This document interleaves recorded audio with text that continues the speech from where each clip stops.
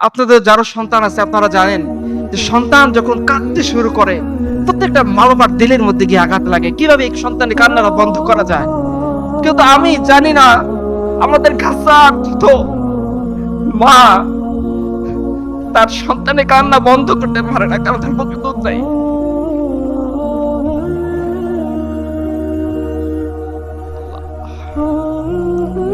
আমাদের গাছার কত বোন তার সন্তানকে রাতের বেলা ঘাসের সুপ খাইয়ে সান্ত্বনা দেয়, বাবা শুয়ে থাকো, হয়তো বাংলাদেশ থেকে তোমার কোনো ভাই আসবে তোমার জন্য খাবার আনবে,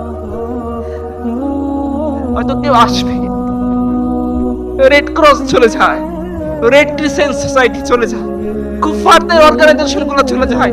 আপনারা ওয়েস্টে দেখতে পাবেন বিভিন্ন ইউনিভার্সিটি গুলোতে তারা গাজার পক্ষে প্রটেস্ট করতেছে, পতাকা নিয়ে দাঁড়ায় যাচ্ছে। আজকে মুসলিম উম্মাহ কখনো কি রেস্টুরেন্টে গিয়ে পজপাস্তি করার সময় এই বাইটের কথা মনে পড়ে আমাদের?